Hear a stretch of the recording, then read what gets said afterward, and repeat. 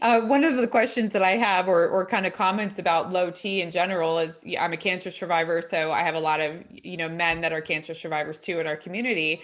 And I remember a man who was 27, and he was in college when he went through his cancer treatment, and he said he just thought that he was depressed from having cancer. He just thought that he was no longer this type A, motivated, goal setting individual. He just sort of assumed, oh, this is the impact cancer had on me. And then he was shocked to find out it was actually just low testosterone as a result of the cancer treatment that he received.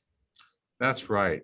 The cells that make sperm and that make testosterone in the testicles can be very sensitive to chemotherapy, can be damaged or destroyed by chemotherapy.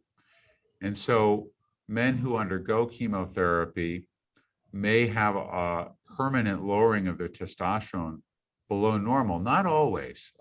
Many men can recover from chemotherapy or radiation over a year or two, but some don't. And low testosterone can be a cause of depression, clinical depression. And it turns out that men with clinical depression who have low testosterone, who are then treated to bring their testosterone up into normal levels, often no longer require antidepressants, that in fact, the restoration of their testosterone was all they needed to get rid of the depression. It's not true for all men with depression, but it is true for many. Wow. And also, low testosterone causes a decrease in focus and concentration. And men with low testosterone who are treated often report it's as if somebody switched on the lights. And it's as if they're seeing so much more clearly, thinking so much more sharply, back on top of their game. And so it's really sad when men go for oftentimes many years languishing, not realizing that they have this physical disadvantage that can be easily treated. It is. It's heartbreaking. I had another cancer survivor friend who noticed that the size of his testicles shrunk after his bone marrow transplant. And he was so upset and so stunned that nobody talked to him about that in advance, but just that the volume of, his semen went down.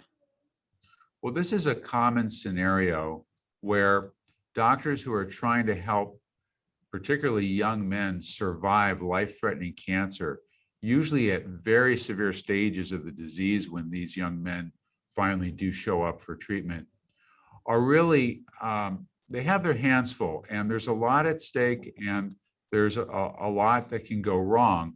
But one of the things that can go wrong that they often don't think about front and center, because so many other critical things are at play, is fertility. And fertility often can be impaired by the treatment, the life-saving treatment for the cancer. And so it's not all that unusual for doctors to fail to bring that up in the discussion about what the effects of treatment may be. But it is important that they do, and particularly important to offer men the opportunity to freeze sperm prior to initiating chemotherapy if they're able to, because chemotherapy can result in permanent infertility.